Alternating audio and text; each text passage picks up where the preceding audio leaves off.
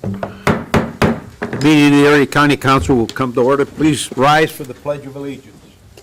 I pledge allegiance to the flag of the United States of America and to the republic for which it stands, one nation, under God, indivisible, with liberty and justice for all.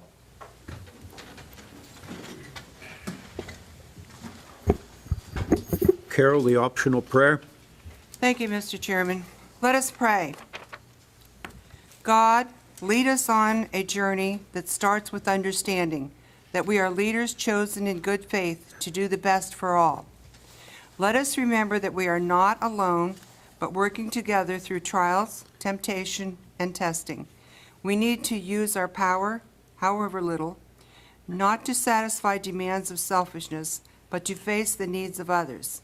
Help us display our skills, however modest, not to win popularity, but to face nobler calls of our abilities.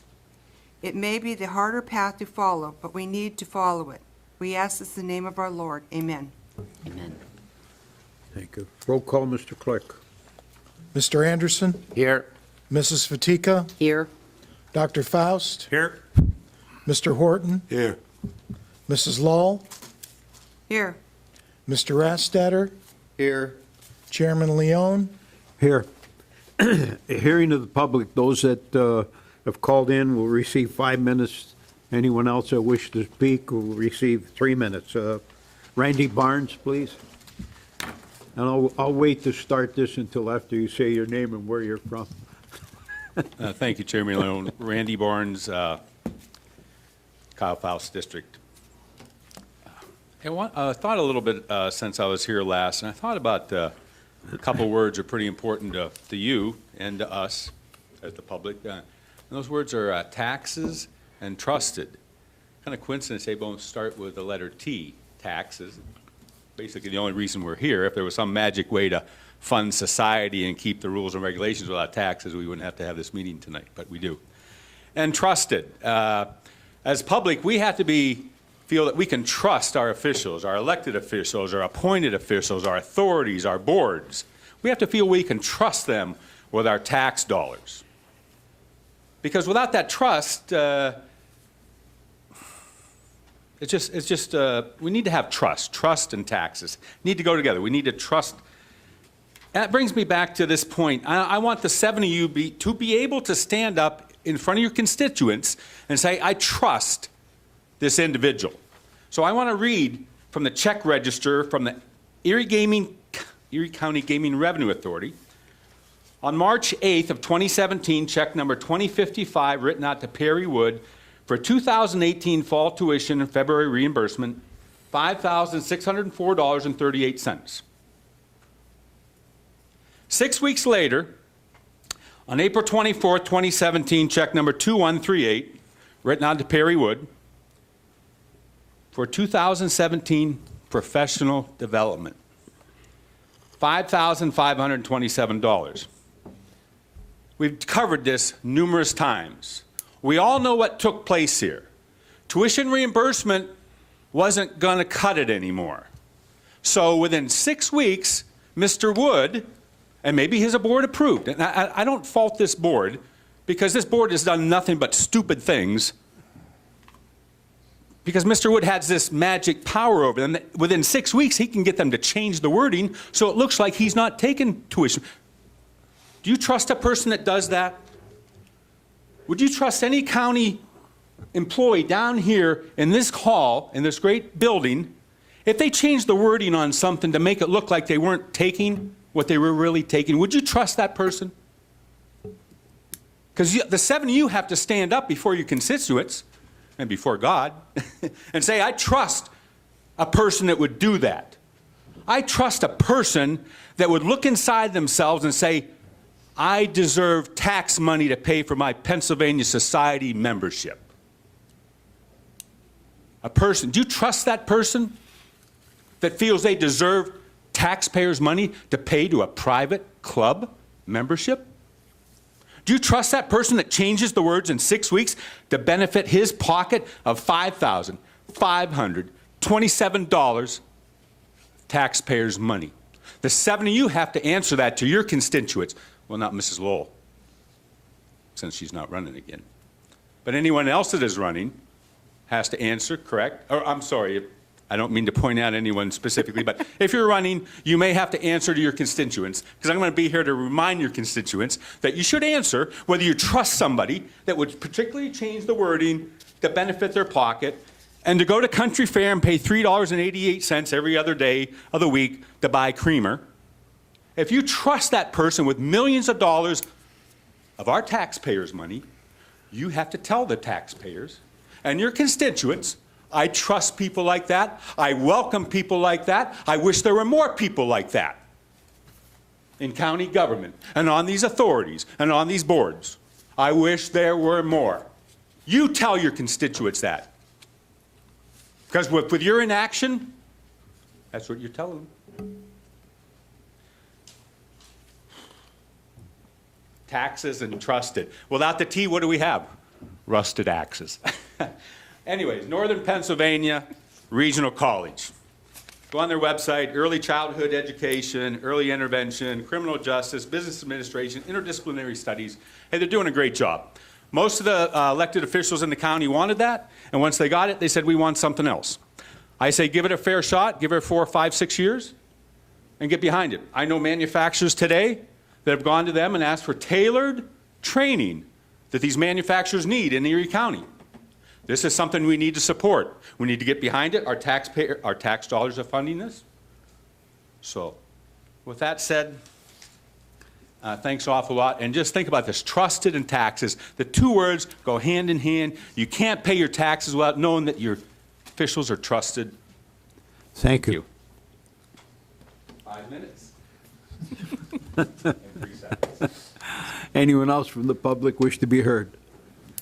Once, twice, third and last time, thank you very much. Next, there are no minutes, so reports of county officials. None tonight, Mr. Chairman. No report. Finance Committee, Mr. Anderson. Thank you, Mr. Chairman. The Finance Committee met on March 14th and presented tonight items A, B, F, G, H, I, and that is it. And that's the end of my report, Mr. Chairman. Thank you. Thank you, Mr. Anderson. Next is Personnel Committee, Mrs. Fatika. Thank you, Mr. Chairman. The Personnel Committee met at the conclusion of the Finance meeting on March 14th and agreed to put items C, D, and E on tonight's agenda. That concludes my report. Thank you. Next, reports of officials. Andre. Thank you, Mr. Chair. Good evening, everyone. I want to take a few minutes to continue to talk about the community college. A week ago, the state pro tem, Senator Scarnati, felt the need to comment on our efforts here in Erie County to achieve a standalone community college. He felt it prudent and appropriate to submit an op-ed in our hometown paper, our hometown newspaper. Senator Scarnati starts out right from the start with disinformation. His first sentence, he characterizes the efforts as that of a few individuals, when in fact it's our entire county seat, it's the city of Erie, it's the captains of industry, it's our major manufacturers, it's our surrounding school districts, it's 3 of the 4 four-year institutions, many of our students, all requesting a standalone community college. It's not a few individuals. It's very insulting, and I think inappropriate for someone who doesn't hold a state office, a state elected office, and unprecedented. I've never seen it done to submit such a retort in a paper on an issue that is so desperately needed here in Erie County. The fact is that he states that local government officials lobbied for membership for his political Trumpian type wall as he seeks to build his own wall against Erie County. When the fact is, in all the articles that I've ever heard, I've heard Senator Wiley his name mentioned, but I've never heard one other local official. It's always stated as all the government officials. My question is, who are those government officials? When the Erie Regional College, and it's not a community college, in fact, it cannot even refer to itself as a community college by statute because it's totally different and doesn't provide the services that a standalone community college would provide to a community. The fact is that there are 9 currently. There were 11 or 12. 2 or 3 decided not to enter into the pact with the Erie Rural Regional. At the time, our efforts in 2010 failed. Our efforts in 2006 had failed. Senator Wiley, who is no longer there, some might say due to that, partly due to that decision. Others might say differently. But in any event, our needs continue to change, and they're certainly unlike those of the Erie Rural Regional. Senator Scarnati's building the wall, I feel, to keep Erie residents illiterate, untrained, unemployed, underemployed. He's denying our working class men and women their God-given right to earn a living with a family-sustaining wage. He's building a wall to keep displaced workers from industries like GE or Wabtec from being all they can be by retooling or pivoting to new emerging jobs as the layoffs and the shutdown continues, even as we sit here. There's not a community college north of Interstate 80, and he proposes that Erie drop our efforts to pour all of our eggs into his basket of distant learning, despite the abysmal record the county has with dealing with poverty. Our application it really clearly delineates the difference between distant learning and the Erie Regional College distant learning matrix. It outlines the different distances.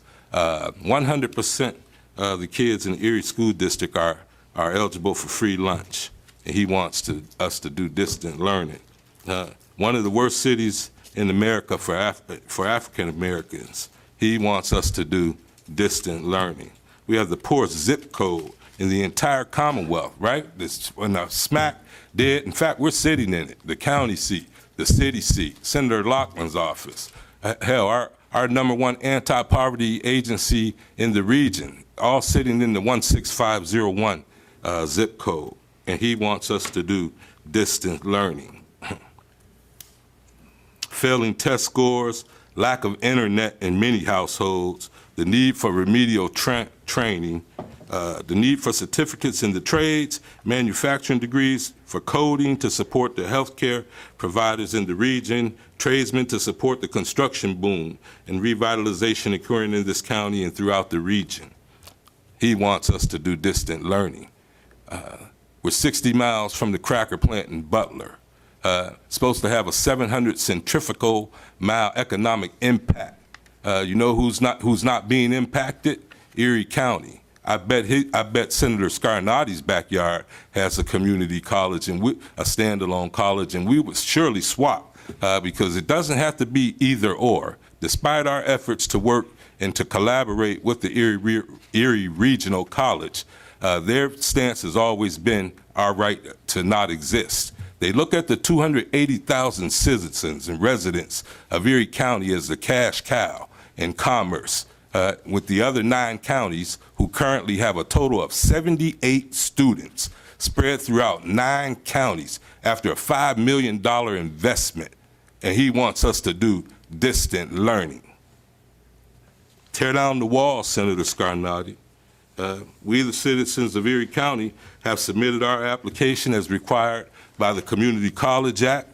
We've completed our application, our impact study. We've sent it to Harrisburg, where it sits back and forth between the Board of Education and the Department of Education. And no one should get a pass on an issue as important to this county, as important to our kids, as important to our existence. No one should get a pass on it, not the governor. I'm here to tell you that a community college delayed is a community college denied, and Erie County deserves, needs, wants a community college. It shouldn't be held up by a few politicians in Harrisburg, Harrisburg gridlock. It should be, we're asking that you just do the right thing. Do the right thing so that the state of Pennsylvania will no longer be number 47 out of 50th in the entire United States in job creation. Give us our standalone community college. Mr. Chairman, that concludes my report. Thank you, Mr. Horton. Carl, you said you had a comment? Well, thank you, Mr. Chairman. First of all, I want to applaud once again Andre for his comments and the stance that he has on the community college. Actually, my comment was going to be during the resolution that we're going to have later, but since you did recognize me, I will say that we have two citations tonight, one for Dr. Duskus and one for Scott and Danielle Baldy, and I would, as all of us have signed those citations, just ask that they're included in the official record. Thank you. Thank you, Mr. Anderson. Anyone else? If not, I have a small report. Saying that ECRA does everything wrong is not so. Many programs put forth by ECRA are not only helpful to the county, but necessary. Some may not be. This council has heard from Mr. Barnes many times, and in my estimation, the issues he brings up are valid. Time and again, we have warned ECRA that some issues are not part of we as council want. We can't make changes without approval of their board. It isn't the good programs that will cause problems at ECRA. It is the little things that we hear about, such as was reported by Mr. Barnes. I read the article in the Times News that all the little things were taken care of and it wouldn't happen again because these issues were addressed by the ECRA board and can't happen again. One of these issues was the paying of a doctor's program for Mr. Wood. If council members remember correctly, we met at Senator McLaughlin's office and we were told it would never happen again. At that time, only approximately $5,000 of the tuition was paid under a specific line item. After that meeting, another approximately $5,200 was paid, and it was called, I believe, professional development, taken out of another line item to make up the difference. Mr. Barnes ferreted that out. Now I find they are still paying for his Pennsylvania Society membership. How can we justify that? That is totally ridiculous. And they're paying from it from these tax dollars. These are the issues of concern we as council members must address via our representatives. Time to hold their feet to the fire. As a side note, there is a proposal for a 6% increase for Mr. Wood's 2 staff members. 6% they're going to give them this year. Part of our problem is we can't control the board members that are there. It's not possible. They indicated that they had more work to do. That's why the 6%. When we found out about Mr. Wood's doctorate degree, some members of council indicated we have an educational program, why not them? While our programs are somewhat different than theirs, we require signing agreements to stay a specific period of time, and we don't have doctor's degrees for our programs. Now let's go a little further. Council members, all of us at one time were adamant about not paying for health benefits for employees that had their spouses covering them from their employment. However, and if I'll remind everybody, I remember the director of administration, and we all said, oh no, we can't do that. That isn't part of our policy.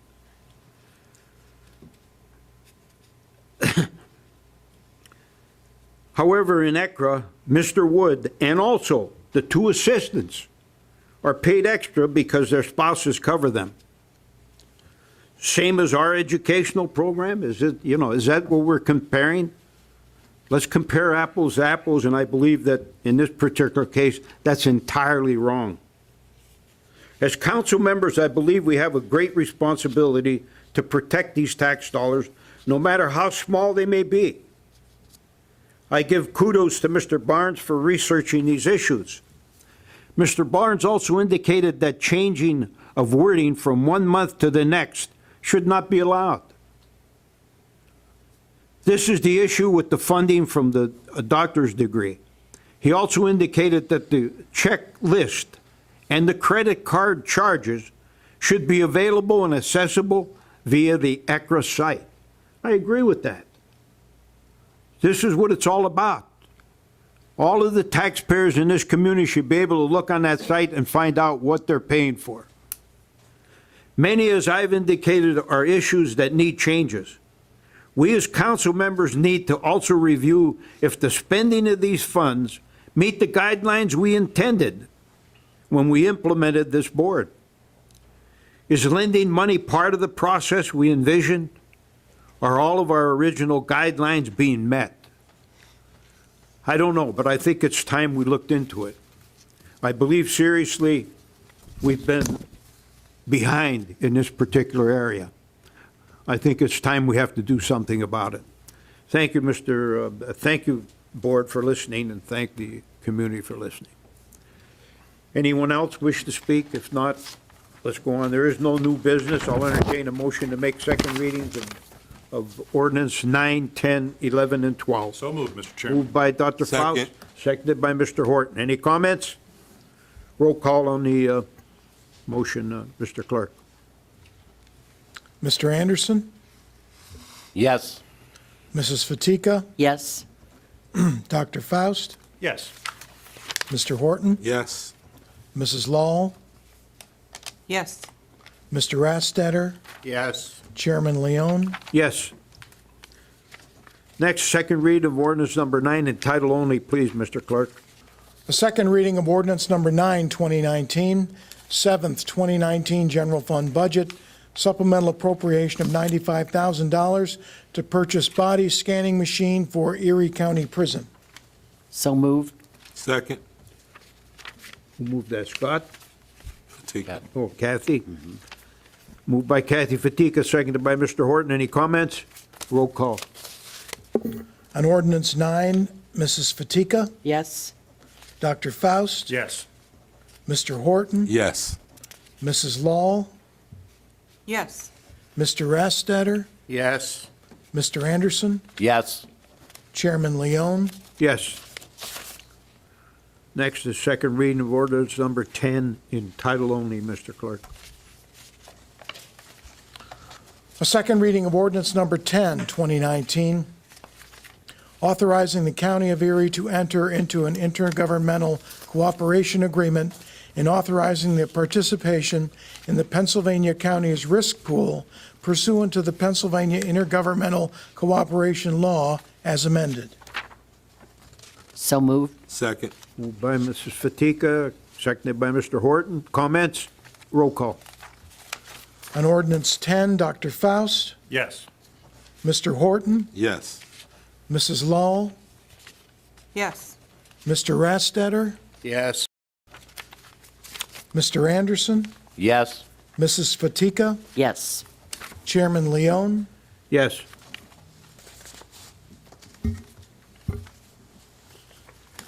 Second reading of ordinance number 11 in title only, please.